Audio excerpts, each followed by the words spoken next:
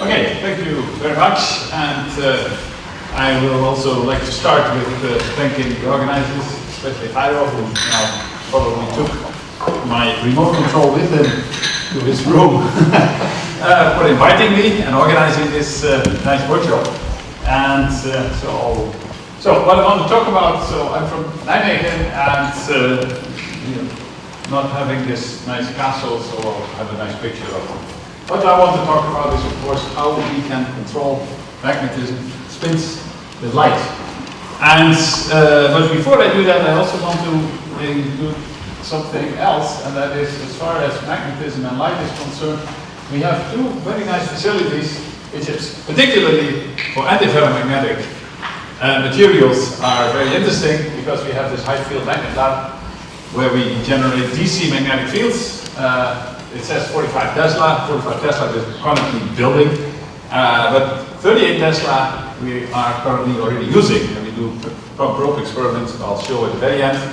And next to that, we built recently a terahertz electron laser, and terahertz frequencies is, of course, the proper frequency if you are interested in Antiferromagnetic Spintronics, at least if you want to do that very fast, as I want to do.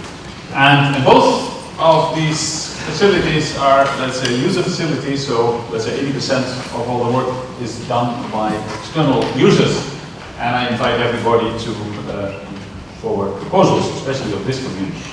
So, well, that was a nice introduction about SPICE.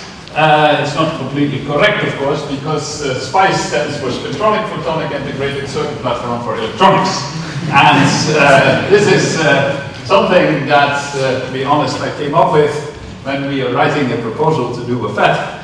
And then just before we submitted, somebody realized that SPICE was already taken.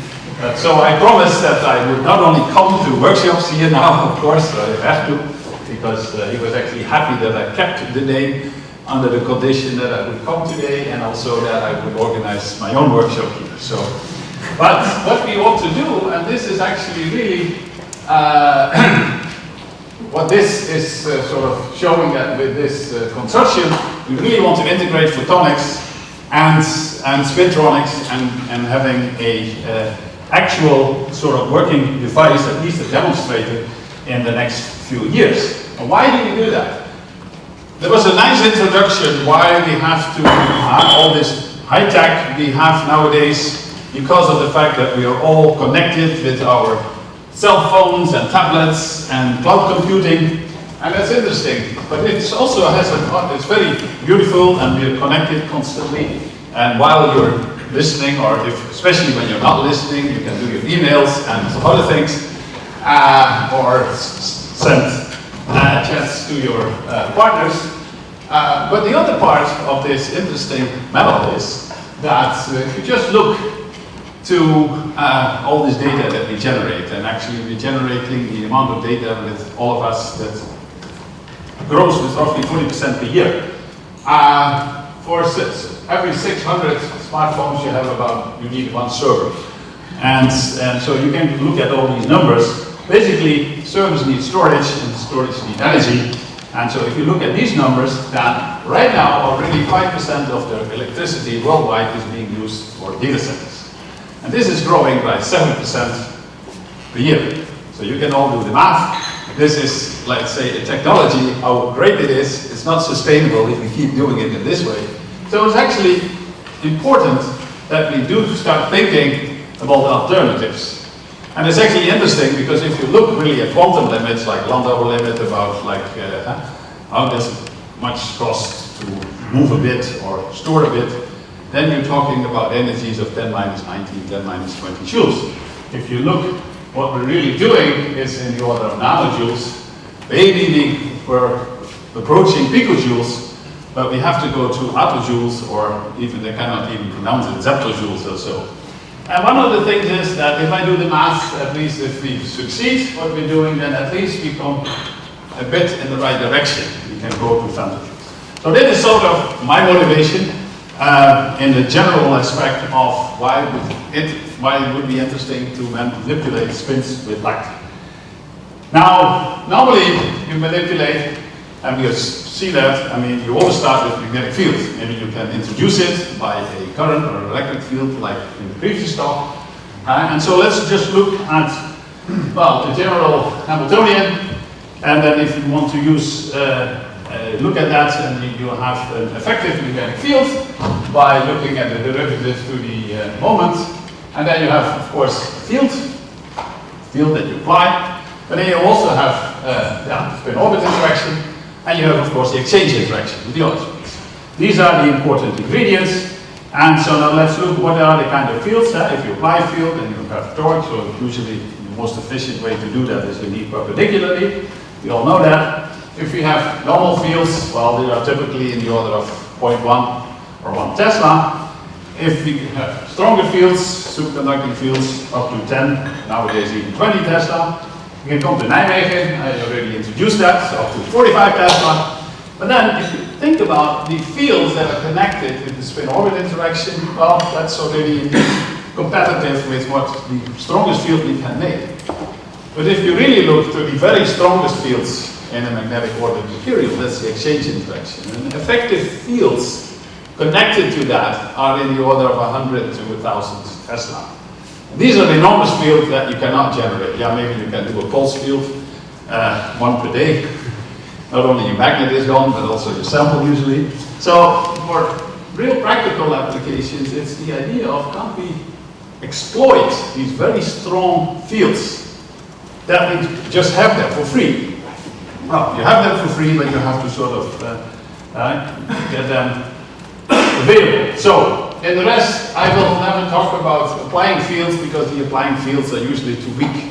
What we will do is using, indeed, fields that are connected to the spin orbit and the exchange interaction. So, in principle, I can phrase that in let's say, the next following two questions. Can we indeed use light to indeed exploit either the spin orbit and the exchange?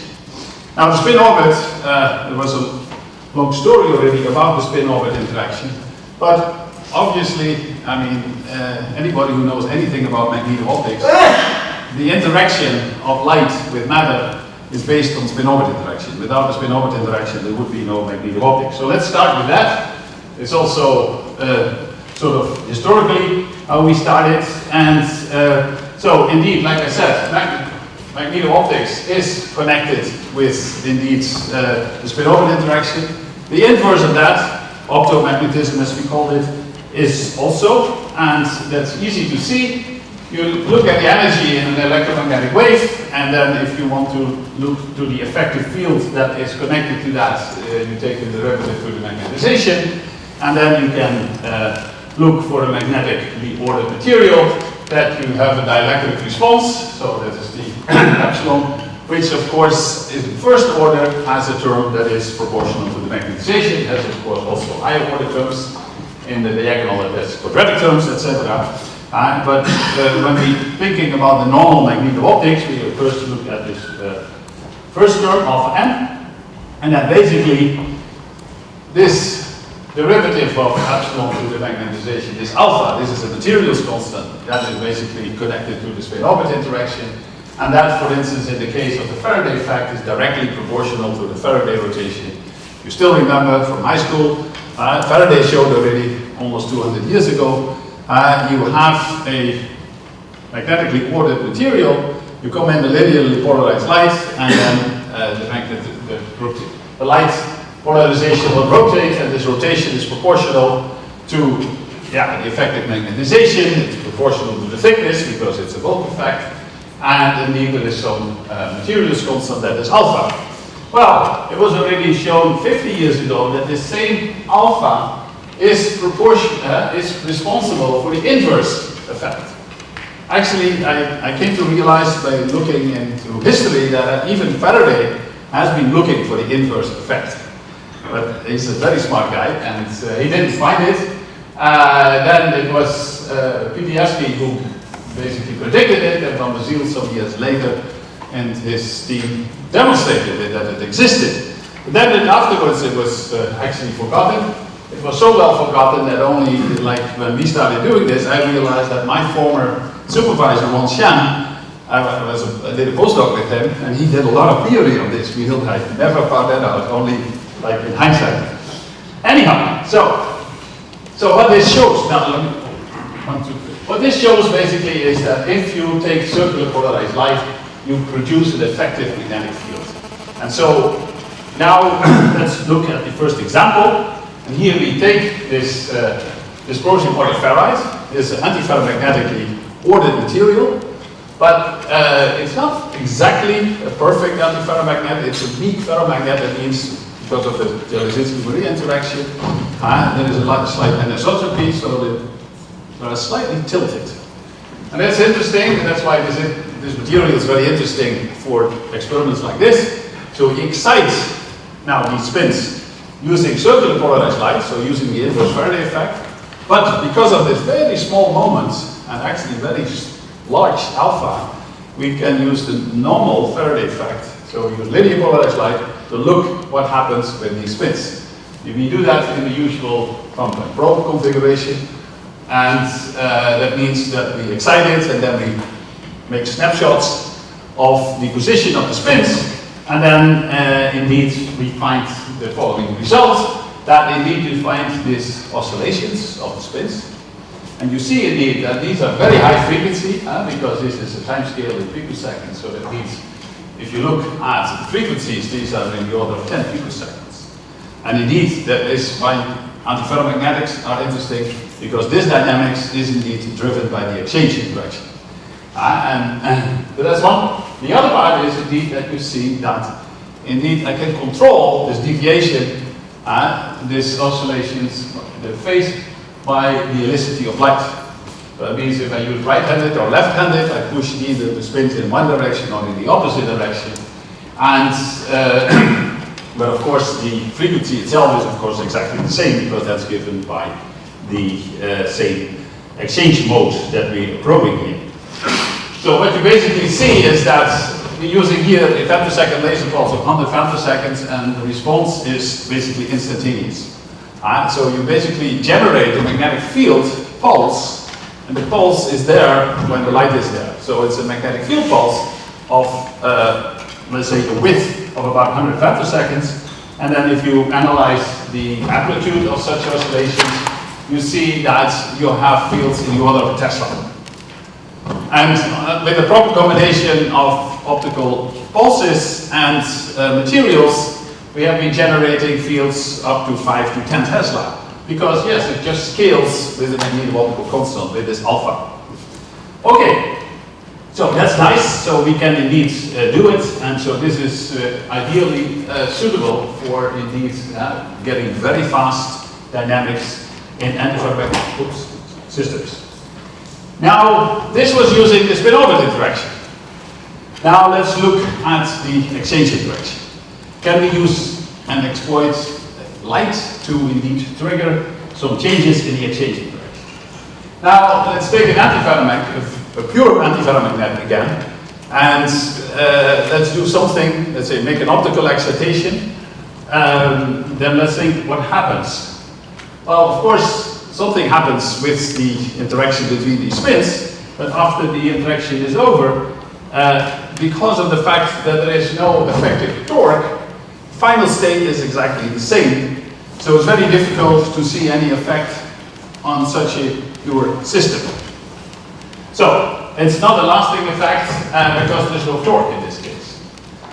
Again, if we now take one of our favorite toys, and that is not a perfect but a slightly tilted, so a weak ferromagnet or a canted antiferromagnet, then of course this canting, there we have in the expression for the exchange energy is not only the direct exchange but also this indirect Maria. So we have the J and the D, and this tilt is basically proportional to the ratio of these two. So now you excite, and somehow you will, without knowing exactly what you do, you can both change the J and the D, and that means that you will also change this angle. And because you change the angle, then you suddenly change it, and then the excitation is over, and then basically you have excited this mode. Now, this mode, this indeed, we can calculate. This is the antiferromagnetic mode, and that is actually a small dipole that is generating at a frequency, and this frequency is a terahertz frequency. So now, instead of using magneto-optics to probe this, we can also actually just look at the terahertz coming out, because we have just we are generating electromagnetic fields. And that is actually a very clean way to do that. So we look at this laser-induced excitation, and then the way we will observe it is by looking at, indeed, the electromagnetic waves it just generates itself. So there's no indirect magneto-optics necessary. So we take one example. This is iron borate, and these antiferromagnetic spins are in the plane, and of course the angle is I exaggerate, otherwise you can't see it. It's usually in the order of a degree, like here. And so the experiment is, as I just discussed, we pump it with a short femtosecond laser pulse, and so we have to use this at least as a pointer. Yeah. So we pump it here, and then it generates this terahertz. And this terahertz can be, this is actually some sort of sampling technique. What you do is you use part of this femtosecond laser pulse as a probe, because this is basically a very strong electric field component that changes the birefringence of this crystal, and that change in the birefringence is proportional to the field, and so you actually can probe the field and the phase of such a terahertz field directly in such an approach. So it's actually quite interesting, because instead of just some rotation, you really can directly probe the field. Now, this is then what you find. You find these very fast frequencies. Again, you see here the scale is, there are many oscillations, so these are in the order of a few picoseconds. And so these are very high frequency modes. All right.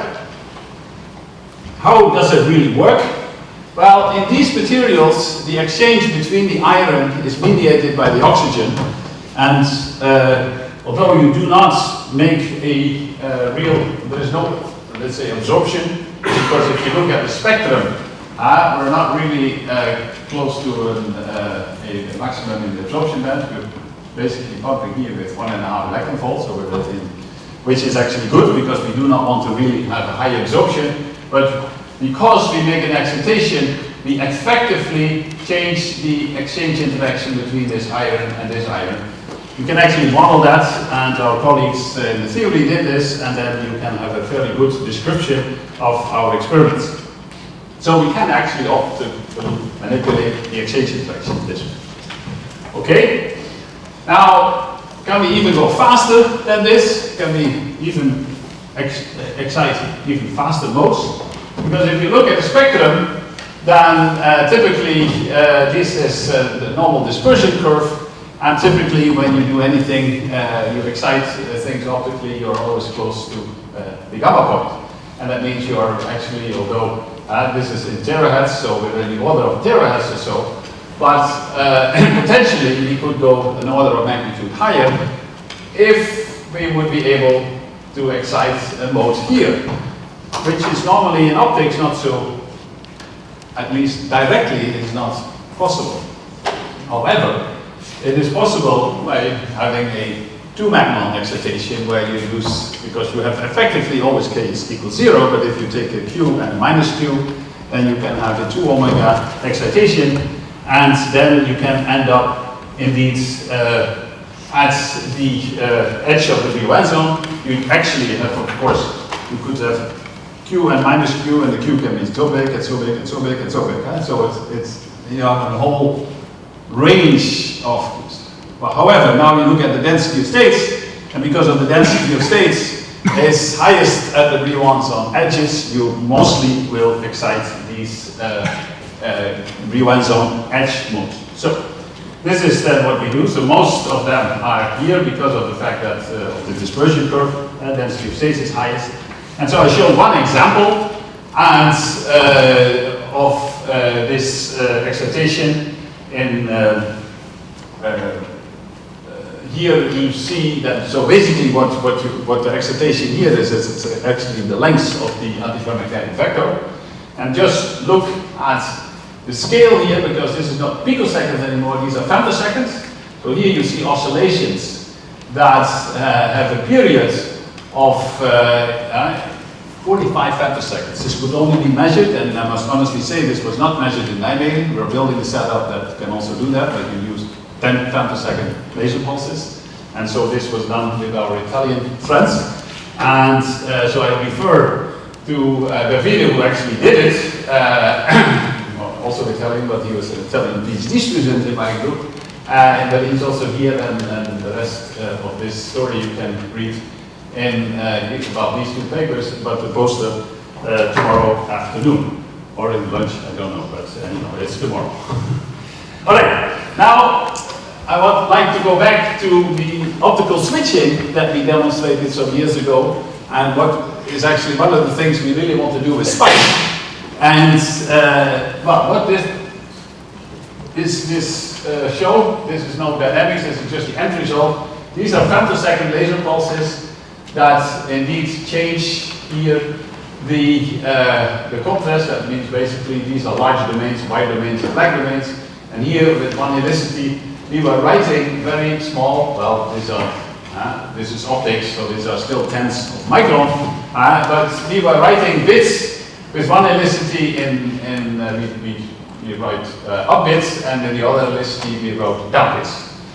And so we're very happy about that, of course, and we use even shorter pulses, 40 femtosecond laser pulses. One single pulse was enough. And then we started to play with that. And so this is one of these end results, where you see indeed one helicity, we write a bit, and the other helicity obviously not. Well, not so obviously, because when we increase the fluence, then we start suddenly to write bits in both cases. And then we increase it more. Once you start doing that, of course, then you find that you get a very well-defined ring that is reversed, and you get a mess in the middle. Now the mess is basically multi-domain state. And then so we had to really wonder about our interpretation, and this helicity dependence was really only in a very narrow range, in a very narrow window. We started to do that a bit more carefully by looking at the switching probabilities using one helicity on the other, and then you see that we very carefully tuned here the laser, changing influence with small percentages, and then you see indeed that this is really a threshold behavior, and the difference between the left and right handed is really a matter of indeed it's basically the difference here in absorption, and that is clearly directly related to the magnetic circular dichroism. So basically what was important is that on the short term, short time scale, we put some energy in the order of indeed 4 millijoules per square centimeter in this material. Now, then we had to think a little bit harder, and this is what we were doing and we're very proud of. Now let's look what the system is. And then you realize that this is actually an antiferromagnetic system. Well, we call it a ferrimagnet because these are two sublattices that are not equal. The moments are different, and you can actually play with that because you have iron. You have iron and gadolinium, and you can typically, the amount of gadolinium is in the order of 25%, so you can tune this also because iron and gadolinium have different temperature dependence of their magnetization. But in principle, indeed, you have a system where you have two sublattices and they are antiferromagnetically coupled. So the actual question is, how does this switch from this situation to this situation? And so actually to realize this, indeed it is important to realize that now we're talking about really the strong effective field, because now we're talking about fields not in the order of 10 Tesla, but 32. It's about 40 Tesla, depending on the details of the material. So now we can try to understand this, and so this is the system that we have, roughly 1 to 4 as far as ratios are concerned, and these are antiferromagnetically coupled. And then of course we excite this system And this system is, of course, there's a lattice and phonons, and we excite this with a femtosecond laser pulse. And then what happens is, because you excite the electrons in such a system, the electrons have a very low heat capacity. So the electrons heat up on the time scale of your laser pulse, on the time scale of 100 femtoseconds. And then they thermalize, so you have an effective electron temperature, because the thermalization is on the femtosecond time scale. And then by the interaction between the electron and phonon, but the electron-phonon interaction is typically in the order of picoseconds. So it takes in the order of picoseconds, and then the system thermalizes, so that means that slowly the lattice starts to realize that something was happening, and it warms up a little bit, but it indeed warms up a little bit. This can be 1,000 degrees, this can be 50 to 100 degrees. So there's a huge difference. And so this means this is kind of very non-equilibrium heating. There's no equilibrium on this time scale between lattice and the electrons. Now, and you can work this out. And first of all, we forget completely about Landau leaf sheets and any kind of transversal type of dynamics, because that's hundreds of picoseconds to nanoseconds. We're talking about picoseconds to femtoseconds. So that means we're only looking at the longitudinal dynamics. And so at the very shortest time scale, during the excitation, basically you can even forget about the interaction between the spin reservoirs, and then you find that the dynamics of the lattice is basically proportional to the moment, and also inversely proportional to the depth. And so, well, because the moments are so different, you have iron, it's around 2, you have gadolinium, it's around 8, you can expect there's a large difference. So you get distinct dynamics, although they're very strongly coupled.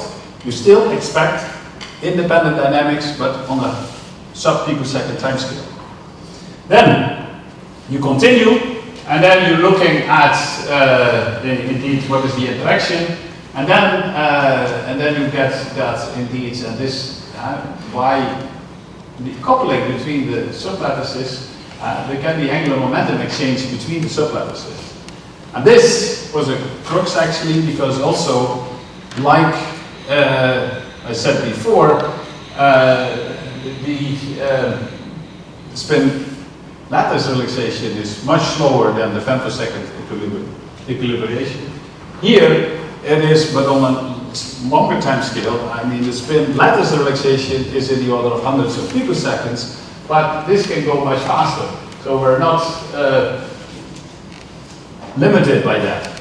And so, as a result, what you expect is that indeed the smaller one goes much faster, and then because of this interaction, starts to order in the changing moment of the larger one.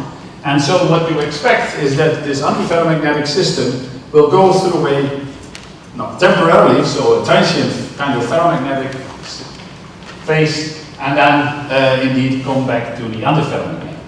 And this was indeed demonstrated by doing femtosecond XMCD in Rasing, using the slicing source in this case. And you find that indeed iron dynamics is, it's basically also here limited, but more or less on the time scale of 100 femtoseconds. Gadolinium is around 400 femtoseconds, and you have this intermediate phase, which is, at least in this sort of qualitative model, quite well understood. Once you understand that, so you see that this reversal is so fast because it's really driven by this antiferromagnetic exchange between these two sublattices. Well, antiferromagnetically coupled sublattices you can play with. So that means you can indeed, first of all, this is the conclusion. This antiferromagnetic exchange between gadolinium and iron is crucial. How much time do I have? Is the second speaker here? Because I can offer you an extra lecture. Anyhow, the second speaker's definitely answering, yeah? Oh, you are here? Okay, good. Do it. I'll keep my time. I'll hurry up. So, basically it means that, effective applied fields we wouldn't use anyhow. These are not relevant here. It's really this term, in this case, that is the driving action. now then you can start about, because ultrafast heating is sufficient, you can start about artificial cobalts, you can really start engineering new materials, and there's a lot of very exciting work going on. I have no time to show that, so I'll only show very briefly at the end. We did some artificial ferrimagnets by just first making multi-layers of the same one, but now we are, instead of making an alloy, we make these multi-layers, and that shows indeed that, well, such a multi-layer shows the same behavior as our alloy, and indeed also shows very fast switching. You see that the whole switching is still in the order of picosecond time scale. It also switches above and below this compensation point, so in many ways it's very much the same. And now I really should check how much time do I actually have. Yeah, slightly less than 0. Slightly less than 0. Okay, that's all right. Approximately. I thought I started 10. Okay, then I made a mistake. Doesn't matter. Then I'll just switch to at the end. I will just skip part. I just mentioned this that we have, so I just want to show that we're actually looking at now on purpose. I use the same material because we know this, and we do this. Look at this dynamics. In this case, in an applied field, you can apply field in one direction or in the other direction, and some very big surprises. For instance, normally you expect, you excite it and it demagnetize, and then maybe you can switch it. Here you find that, for instance, in a very high field of 30 Tesla, actually the magnetization first goes in the opposite direction, and then goes in the opposite direction. And so, even a system that we thought we knew very well, we have been studying for 8 years, putting it in a very high field suddenly get really big surprises. I already mentioned this, so indeed, this I made already the advertisement for, but what really we want to do is indeed bringing two fields together. Really photonics people that can make this photonic circuits, couple that with an MRAM, where the switchable layer of the MRAM is one of our optically switchable layers. And with this, I come to the end. I'd like to thank all these people that have contributed on many parts in this talk, and I thank you for your attention. Thank you.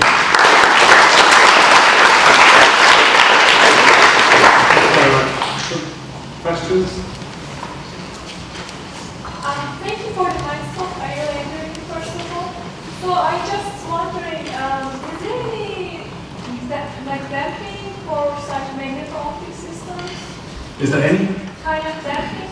Yeah, of course. I mean, these are. I mean, the magnetic system itself. Yeah. If you, I mean, what I showed here, what we are interested in is switching, where basically it's not a like precessional switching, but this is really a what they call a sort of longitudinal switching, where we decrease the magnetization, then it goes in the other direction, and that actually doesn't show any oscillations. But if we apply a field under an angle, then we can also see precessional modes, and then you have the normal damping that is given by the dynamics of the system you study. You also saw it in the beginning. This antiferromagnetic system with a very high frequency has a very low damping. And if you want to look at very interesting damping mechanisms, you should again go to his poster. David is just sitting in front of you. You explained the reversal by saying, okay, with my laser pulse I change virtually exchange the action, and you might do substances temporarily. But this doesn't yet explain the helicity dependency. No, that's clear. And the point is the following: the helicity. So once we understood that it is indeed a matter of the amount of energy, then of course if you just, and it was just purely by accident, because we were very carefully the first experiments when he has discovered that all inverse Faraday effect, and we were looking, but we didn't want to do them because of millijoules and metallic films. So it was basically then discovered that indeed if you use this, we were just close to that. Then one helicity absorbs more than the other, and that is just circular accuracy. It's just a circular accuracy that we really have exactly measured now.